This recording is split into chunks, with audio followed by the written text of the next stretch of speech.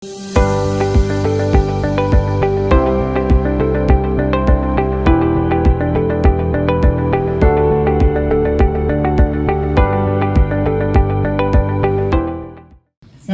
warahmatullahi wabarakatuh.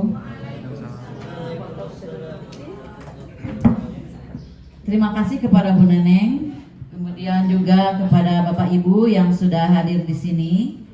Sebetulnya saya menyampaikan ini tidak semata-mata sebagai guru penggerak ya Bapak Ibu, tetapi ada rasa tanggung jawab sebagai guru dalam membangun budaya positif di kelas maupun di sekolah. Izin berdiri boleh ya? Kemudian kepada Bapak Kepala Sekolah, Bapak Uci Sanusi SPD MM, saya mengucapkan terima kasih karena beliau sudah support sekali, ngasih motivasi, semangat, dan memberikan ruang yang luas bagi saya untuk menyampaikan ini. Mungkin di sekolah lain tidak mendapatkan kesempatan seperti yang saya dapatkan. Membangun budaya positif yang berpihak kepada murid, ya. Apa sih yang dimaksud dengan budaya positif? Budaya positif itu perilaku-perilaku yang baik, kebiasaan-kebiasaan yang baik, sehingga tertanam di dalam diri dan membudaya dalam kehidupan sehari-hari. Kalau sudah membudaya, nanti akan terbentuk sebuah karakter yang kuat. Ketika satu hal itu sering dilakukan kemudian tidak dilakukan, merasa di dalam diri itu ada yang kurang, ada yang tertinggal. Apa nih sekarang yang belum saya lakukan? Itu sudah menjadi budaya. Nah, kalau sudah menjadi budaya, mudah-mudahan akan menjadi satu karakter yang kuat. Di sini saya sampaikan sebelum memasuki pembelajaran, kegiatan pembelajaran, saya menginginkan atau mengharapkan kepada Bapak dan Ibu sekalian untuk menanamkan budaya positif kepada siswa atau hal-hal baik apa yang sudah kita laksanakan, kemudian dilupakan, dan sekarang tumbuhkan kembali, ya. Nah, ini ada kaitannya dengan nanti seperti yang disampaikan oleh Pak Agus nanti ya, tentang kebersihan, tentang kedisiplinan, nanti ada di budaya positif ini. Salah satu strategi yang harus kita tinjau ulang adalah dalam bentuk disiplin yang sudah kita terapkan di sekolah kita. Kemudian apabila kita mau memperoleh satu kemajuan yang biasa saja, kita ubah perilaku. Ini satu filosofi ya. Tapi ketika kita akan meraih kemajuan yang besar, yang luar biasa, maka ubahlah paradigma pola pikir. Pola pikir apa maksudnya? Pola pikir tentang konsep disiplin. Di sini yang akan kita sampaikan, yang kita budayakan adalah konsep disiplin yang positif. Maksudnya bagaimana?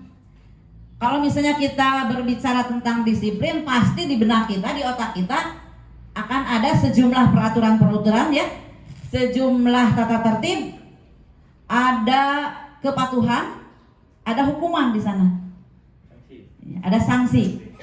Mari kita ubah pola pikir kita bahwa yang melanggar tata tertib akan mendapatkan sanksi atau hukuman. Hilangkan dari benak kita, karena kita di sini akan berbicara disiplin yang positif. Misalnya begini, ketika jam pelajaran olahraga pagi-pagi ada anak yang kesiangan, guru olahraga memberikan hukuman. Nah, hukuman yang positifnya itu apa? Bukan hukuman, ya, tapi yang disiplin yang positif. Misalnya ketika suruh membersihkan WC, kemudian hormat bendera, itu tidak ada manfaatnya, betul tidak? Yang ada manfaatnya adalah sesuai dengan situasinya. Karena anak kesiangan kan dia tidak mengikuti pemanasan, maka hukumannya adalah pemanasan. Itu contohnya. Itu adalah disiplin yang positif. Jadi sesuai dengan porsinya, gitu. Bisa dipahami ya Bapak Ibu. Jadi hukumannya itu yang sesuai dan kemudian dibutuhkan pada saat itu. Ketika kesiangan di kelas, dia belum berdoa, ya berdoa, itu hukumannya seperti itu. Ya, jadi disiplin yang positif. Nah, di sini kalau kita berbicara tadi ya, disiplin harus ada kepatuhan, hukuman. Mari kita hilangkan dan diusahakan tidak ada hukuman itu, tidak ada sanksi itu. Itu ya. Oleh karena itu, ya kita harus membudayakan hal-hal yang positif, ya, perilaku yang positif. Nah, disiplin yang dimaksud di sini adalah mengharuskan siswa, mengajak siswa untuk belajar, memperbaiki diri, kemudian meyakini bahwa yang dimaksud dengan aturan itu adalah penting dan bermanfaat bagi dirinya, gitu ya. Sehingga butuh adanya kesepakatan kelas. Ya. Jadi kalau misalnya kita mau mendisiplinkan siswa, berarti kita harus membuat keyakinan kelas atau kesepakatan kelas. Mun baheula mah meureunna tata tertib siswa. Nah, kalau istilah tata tertib kan terlalu ini ya, seperti terlalu memaksa. Nah, yang memaksa itu mulai dari sekarang harus kita hindarkan. Ya, dengan budaya, dengan kesepakatan. Nah, di sini mengapa misalnya kita harus membuat keyakinan, itu harus dilandaskan kepada motivasi di dalam diri kita. Ada di sini 3 motivasi perilaku manusia. Yang pertama untuk menghindari ketidaknyamanan dan hukuman. Jadi ketika anak misalnya harus datang ke sekolah tepat waktu, ada motivasi di dalam dirinya itu takut hukuman. Ini adalah motivasi yang paling rendah. Sama kita sebagai guru juga ya. Kalau misalnya kita datang ke sekolah, motivasinya takut ditegur oleh bapak kepala sekolah atau takut misalnya dikucilkan oleh guru yang lain, itu adalah motivasi yang paling rendah. Gitu ya. Yang sejelek-jeleknya mungkin ya, secara kasarnya. Kemudian yang kedua ada motivasi untuk mendapatkan imbalan atau penghargaan. Aduh, ibu ini mah meni rajin ke sekolahnya, ingin mendapatkan pujian. Bekah gitu ya. Itu motivasi yang tidak terlalu bagus. Tetapi motivasi yang paling bagus adalah untuk menjadi orang yang mereka inginkan dan menghargai diri sendiri. Guru datang ke sekolah bukan karena ingin dipuji, bukan takut teguran dari kepala sekolah atau dari rekan, tetapi lebih kepada tanggung jawab diri sendiri untuk bekerja. Nah, kemudian orang menghargai kita. Kalau anak, dia punya tujuan, dia ingin apa? Ya, ingin mengubah dirinya, ingin mengubah masa depannya, mencapai cita-citanya. Itu motivasi yang paling tinggi. Nah, salah satu cara untuk memudayakan hal yang positif adalah dengan kesepakatan kelas. Apa kesepakatan kelas itu? Nilai-nilai yang baik, nilai-nilai yang positif yang harus disepakati oleh guru dan siswa ketika di kelas untuk dilakukan secara terus-menerus. Itu harus dibangun berdasarkan kesepakatan kedua belah pihak. Nah, kalau tata tertib, misalnya seperti yang saya sampaikan tadi, kalau tata tertib kan satu pihak sekolah, guru yang membuat aturan. Mari kita ubah paradigmanya bahwa aturan ini ada, disiplin itu ada, tetapi disepakati oleh siswa dan guru. Bahkan harus muncul dari siswa hal positif apa yang harus kita laksanakan di kelas. Nah, ini yang menjadi PR kita ketika kita nanti di awal hari Senin pembelajaran, mulailah dengan menyebarkan budaya positif ini dengan membuat kesepakatan. Ini kan salah satu cara menumbuhkan budaya positif adalah dengan membuat kesepakatan salah satunya. Yang keduanya adalah dari pihak sekolah membuat atau membentuk visi dan misi. Bapak Kepala? Ya, turunannya visi misi kemudian ke kesepakatan. Iya, gitu. Iya. Itu melalui 2 cara. Abdi mah nyongkeun janten we. Siap. Ya, kalau visi berarti kita sepakat bersama apa yang menjadi cita-cita kita terhadap murid, terhadap sekolah kita ke depan. Itu dibangunnya bukan berdasarkan dari kelemahan yang kita miliki. Ya, kelemahan kita hilangkan, tapi yang kekuatan positifnya apa di sekolah ini. Jangan berpikir lagi lemahnya, kekurangannya. Kalau dibaca kekurangan banyak sekali, tapi nilai positif apa yang ada di sekolah ini, di siswa ini, sehingga kita bisa membangun budaya yang positif berdasarkan kesepakatan kelas, berdasarkan visi yang kita buat.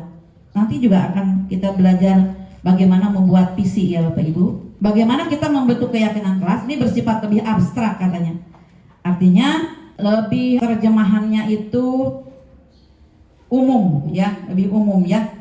Sama dengan membuat pernyataan yang umum, artinya yang bisa diterima oleh semua pihak, yang bisa diterima oleh semua suku, semua agama gitu.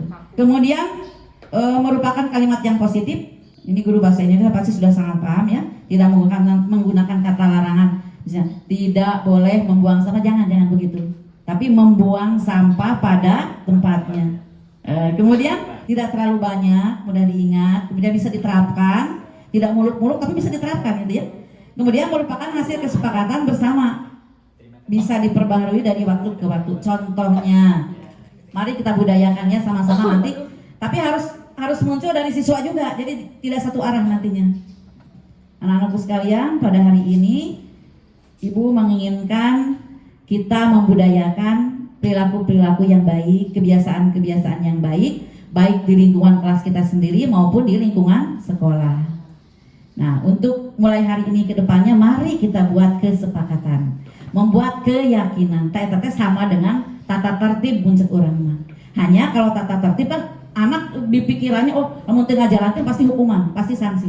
Tapi kalau keyakinan, peraturan itu diyakini oleh dirinya akan bermanfaat bagi hidupnya hari ini dan seterusnya.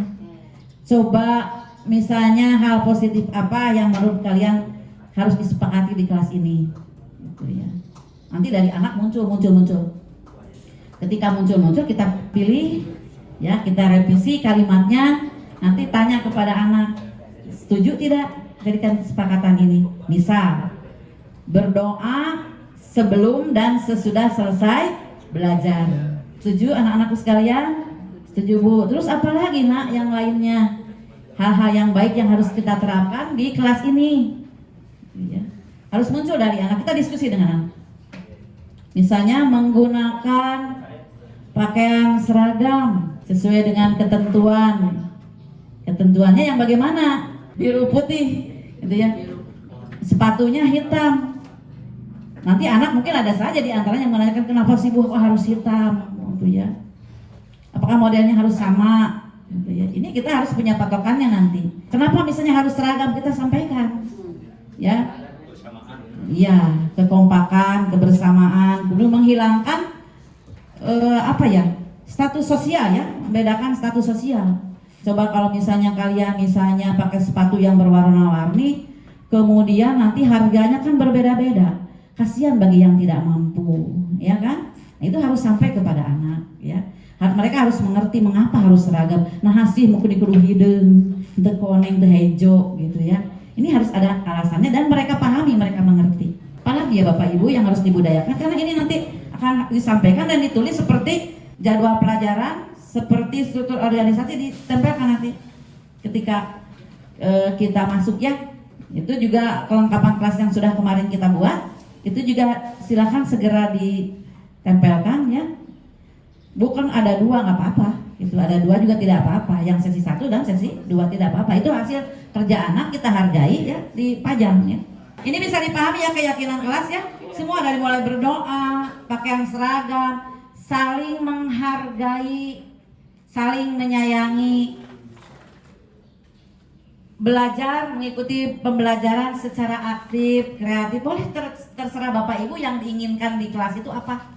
Nah, itu termasuk menumbuhkan budaya yang positif. Mana hal-hal yang baik apa yang disepakati oleh siswa. Ketika melanggar, ayo coba lihat lagi kesepakatan nomor berapa itu yang kamu langgar, gitu kan, sudah disepakati, gitu ya. Kesepakatan kelas itu berarti tiap kelas itu bisa berbeda-beda benarnya. Bisa, tapi kita punya pakem-pakemnya.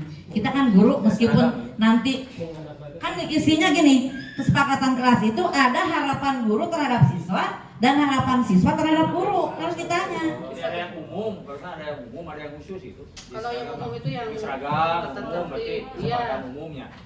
Ya itu sama, nggak apa-apa. Di kelas tertulisnya berbeda, tidak apa-apa, Bapak, Ibu, ya. Hanya kita punya pakem-pakemnya sebagai guru. Ketika tidak muncul, ya dimunculkan saja. Kan anak mulai mikir, tuh kepikir ku anak. Ya kita munculkan bagaimana nih, anak-anak sekalian, kalau kita munculkan ini, silahkan, gitu ya. Yang penting ada diskusi dengan siswa. Jadi jangan galak-galak ya, sekarang mah Bu Nananya diskusi aja. Galaknya budak begitu ya. Dan galaknya budak begitu. Ya betul itu. Kalau kita sudah berusaha, tadi ya mungkin kita tidak berkewajiban untuk membentuk siswa akan jadi apa. Tidak. Kita hanya menuntun. Itu aja. Lanjut ya. Kita membuat kesepakatan atau menumbuhkan budaya positif itu berdasarkan 5 kebutuhan dasar manusia. Ini hanya pengetahuan tambahan. Anak juga kan manusia, ya kan? Harus memberikan kesenangan, mereka butuh cinta kasih sayang, kebutuhan bertahan hidup, kebebasan, penguasaan. Ya, hanya yang mana di sini yang harus kita tonjolkan? Ini harus kita penuhi di sini. Ya, ini 5 kebutuhan dasar manusia. Misalnya ada anak yang asbun terus di kelas, gitu ya. Itu harus kita tahu ya apa alasannya, mengapa dia asbun terus. Kita kan tanya, ajak ngobrol, mengapa? Apakah di rumahnya suka ngobrol dengan orang tua? Mungkin tidak. Anak yang bawel ya di kelas, yang asbun, yang jahil, mungkin di rumahnya tidak. Dia butuh perhatian, butuh kasih sayang, kasih sama kita. Kasih sayang itu, perhatian itu beri oleh kita. Kebutuhan bertahan hidup ini apalagi? Ketika anak di rumahnya misalnya kekurangan, kan tidak dikasih uang jajan, kemudian dia malah minta secara paksa kepada temannya. Ini harus kita tanya, harus kita selesaikan, gitu ya. Mengapa mengambil uang jajan teman? Gak abdi mah teu dibekelan, pasian wali kelas.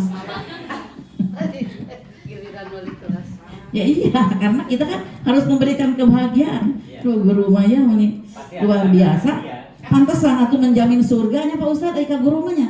Karena sangat luar biasa ini memenuhi kebutuhan ini. Ini mungkin tidak terlalu banyak dibahas ya Bapak Ibu. Karena pada dasarnya anak pun di sini punya kebutuhan yang ini. Anak tidak mau belajar, guru misalnya teh tuh masuk ke kelas teu disusulan atoh udah resep we gitu. Kesenangan anak. Tapi kalau misalnya dibiarkan ini ya, bisa berbahaya, ini nanti terlalu bebas mereka itu. Ya. Nah, di sini ketika anak berkasus, ketika anak bermasalah, ada 5 posisi penyelesaian masalah sebagai seorang guru kepada murid. Ya, bisa sebagai penghukum, pembuat orang merasa bersalah, sebagai teman, sebagai pemantau, sebagai manajer. Menurut Bapak Ibu mana yang sudah Bapak Ibu lakukan? Kaiji. Ini kalau sebagai penghukum itu ya karakternya itu kasar Bapak Ibu, marah-marah gitu ya. Kenapa sepatu tidak hitam? Ngespuku disebutkan di aturan teh kudu pakai sepatu hitam, titik. Nah sekarang dipakai lagi. Buka sepatunya. Buka, lari. Kumpulkan. Anak itu kemudian ke kelas tidak pakai sepatu di perjalanan kacugak. Ayo tanggung jawab saya eta.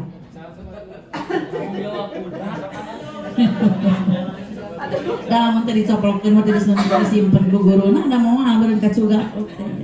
Nah ini yang harus menjadi pemikiran kita. Penghukum kasar ya Bapak Ibu, bentak-bentak gitu ya.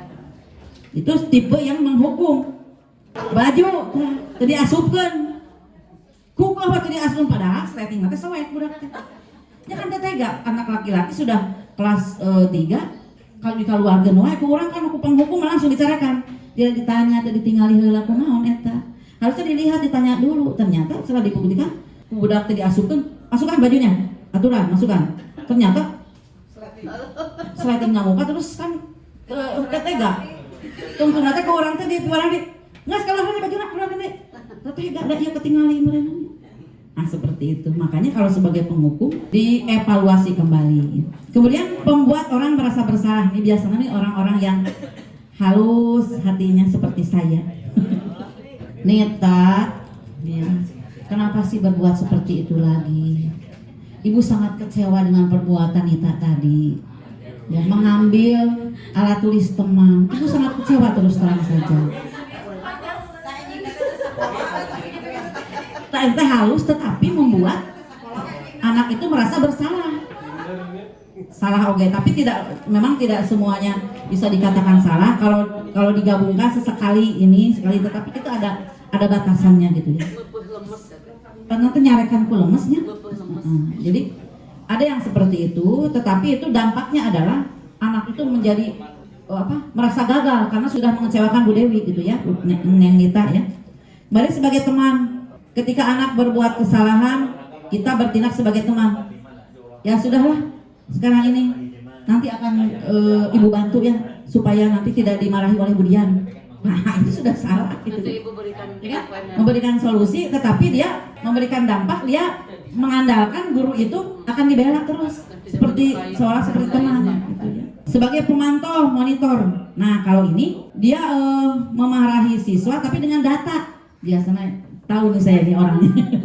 Jadi gini maksudnya, Nita Lihat nih, buku nilai di ibu. Kamu belum satu pun menyerahkan tugas. Nih kosong. Tanggal sekian, ternyata kamu Nita bolos, tidak ikut belajar. Laporan nih tanggal sekian sudah 2 kali kamu di sini tugasnya tidak mengerjakan, bolos berdasarkan data. Guru data sekali. Menurut tata tertib, Nita harus dihukum begini. Itu pemantau, tapi berdasarkan data, tidak bertanya dulu. Nah, yang kelima ini sebagai manajer. Nah, ini yang paling ideal katanya di antara semuanya. Jadi sebagai manajer itu, sebagai pemimpin, sebelum menyelesaikan permasalahan dia selalu bertanya, betulkah kamu melakukan hal itu? Sudah berapa kali kamu lakukan itu? Nah terus, mengapa kamu lakukan itu? Apakah ada cara lain yang lebih baik dari itu?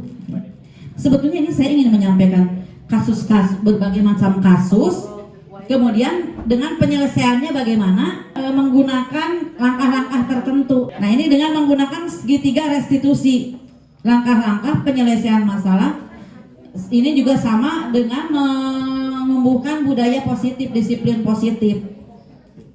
Ini kalau tidak salah saya sudah menyampaikan videonya di Ciamik kalau nggak salah ya. Jadi kalau anak salah itu tidak, iya kamu salah, harus diberi hukuman, tidak. Tapi tadi bertanya, ibu yakin kamu ada alasannya melakukan hal itu. Ibu tahu, mengerti bahwa tidak ada manusia yang tidak pernah salah. Ibu juga sebagai guru suka salah. Jadi anak ketika berpuasa tidak merasa ketakutan, tidak merasa tertekan karena divalidasi oleh kita, dilegalkan gitu ya, validasi tindakan. Ya berbuat salah itu manusiawi, ya nak, gitu ya. Tapi ya, alangkah lebih baiknya, gitu ya. Kemudian nih, menstabilkan identitas. Pasti kamu punya alasan mengapa melakukan itu. Dan bukan hanya kamu saja yang suka melakukan itu, orang lain juga pasti. Bahkan mungkin saja kamu ketika marah kepada teman, kamu akan lebih marah lagi, lebih dari itu, gitu ya. Divalidasi, distabilkan. Nah, kemudian menanyakan keyakinan.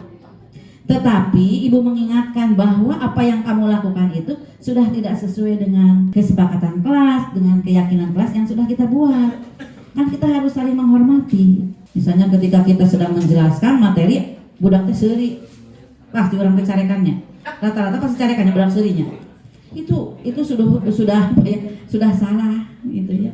Buatin budak teh seuri karena kita lucu, ya, bodor, seuri, lucu.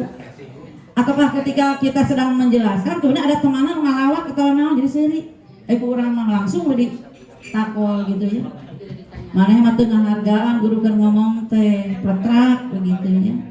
Keur di pletrak teh yang keur bisul na sirena teh atau jadi getihan, kan jadi parah gitu ya. Jadi jangan dulu Bapak Ibu ditanya lah ya, ditanya baik-baik. Kunaon seuri ibu lucunya, syukur atuh alhamdulillah gitu ya. Jadi ditanya. Kemudian penyelesaiannya, menurut kamu inginnya seperti apa? Ketika dipalak, terus menurut kamu keinginannya seperti apa penyelesaiannya? Kamu bisa memberikan solusi sama ibu? Jadi tanya lagi inginnya bagaimana? Oh bu, abdi mah misalnya tadi dirampasnya sapatuna, abdi mah hoyong diuihkeun deui we sapatuna gitu ya. Da eta teh hiji-hijina gitu ya. Malima mama omat-omatan ieu teh kade ulah ical ketika kita teh aya kana sapatu di dinya teh udah sabaraha bulan tah. Sapatu di dinya nusaha tah di dinya. Budak teh menang hese meunang buating itu dengan jadi payah ya. Kalau mau dirampas kembalikan Pak Agus itu ngumpulkeun sapatu, ya Pak Agus kumaha teh? Tanggung jawab itu bisa. Kan mengharapkan gitu ya. Tanya solusinya. Kembalikan saja dulu sepatunya, tasnya, itu kan hasil dari tabungan saya selama sekian bulan. Bapak, Ibu tidak tahu kan, tidak berpikir sampai ke sana. Ketika anak dirampas, itu tuh menang jadi payah. Hasil kerja mungkin, gitu ya mungkin. Itu saja mungkin ya Bapak Ibu. Jadi di sini menumbuhkan budaya positif itu diawali dengan kita membuat kesepakatan di kelas. Hal-hal baik apa saja semuanya kita sepakati bersama di kelas. Mari untuk berdamai dengan siswa dengan hati kita. Dan kalau misalnya kita tetap tidak mau berubah mengikuti pengalaman kita zaman baheula mah moal aya nggak bisa gitu. Kita sudah berubah dengan Merdeka Belajar. Tapi jangan lupa bahwa Merdeka Belajar itu di dalamnya ada disiplin yang positif. Ya, seperti yang disampaikan oleh Kiai Hajar Dewantara lagi, bahwa anak bebas belajar tetapi ada tanggung jawab. Tetapi di dalamnya ada disiplin yang positif. Disiplin yang positif itu yang bagaimana? Ya yang tadi. Aturan-aturan yang disepakati oleh guru dan siswa. Ada di sana kesepakatan itu, harapan kita terhadap murid apa, harapan murid terhadap guru apa, disatukan. Bahkan kita kan bisa bertanya ketika kita mengajar anak-anak, inginnya kalian ibu itu seperti apa sih? Kan kalau ditanya di kesepakatan misalnya kan muncul anak itu ingin belajarnya seperti apa. Saya pernah survei wawancara dengan anak, guru yang seperti apa yang diinginkan oleh kalian? Katanya yang bukan, yang tidak terlalu banyak tugas, ya kan? Itu real ya, real karena ditanyakan kepada siswa. Yang lucu, yang humoris, yang tidak tegang, gitu. Itu coba saja sama ibu di survei. Anak inginnya seperti apa? Kalau saya sudah melaksanakan ternyata banyak beragamnya. Tidak tergesa-gesa dalam menerangkan, ada muncul. Ketika kita mengajar, kemudian pernah kan saya lihat di videonya ada seorang anak yang bisa membaca tapi tidak bisa menulis. Dah anaknya Budian ini. Budian manis lengkapnya anaknya teh. Ada yang unik-unik. Kita mengajar terus, wayanya los-los padahal dia satu nggak bisa ya. Menulis dengan didiktekan, tidak bisa. Tapi kalau disuruh membaca dia mampu, tapi tidak bisa menulis, kan aneh. Tapi ada yang seperti itu, gitu ya. Itu dibully anak itu, tidak diajak oleh teman-temannya dalam kelompoknya, itu real itu. Mengenal karakter anak, ada yang berbeda, ada yang unik, gitu. Itu harus kita beri ruang. Jadi kita mengajar, dia juga harus belajar yang punya keterbatasan itu, ya. Dituntun bagaimana caranya. Untuk dia mah berbeda lah, tidak apa-apa, ya. Apa yang kita terangkan, nah ini kamu baca, gitu. Karena diterangkan mah, kalau mau didikte tidak bisa dia. Ulangan juga, kemudian kadang-kadang kita suka mendikte soalnya ya. Nah, dia tidak mampu, dia tidak bisa sama sekali. Bapak Ibu, mari kita sama-sama berdamai, memahami karakter anak dan menumbuhkan budaya positif dimulai dari kelas dan di lingkungan sekolah kita. Budaya ini bukan hanya untuk murid, tetapi juga untuk Bapak Ibu guru semua, untuk kita semua, termasuk guru mungkin, ya, kemudian tenaga kependidikan yang lainnya juga, ya. Mudah-mudahan sedikit yang saya sampaikan ini ada manfaatnya, dan apabila ada kesalahan mohon dimaklumi karena saya pun masih tetap belajar, gitu ya. Terima kasih. Assalamualaikum warahmatullahi wabarakatuh.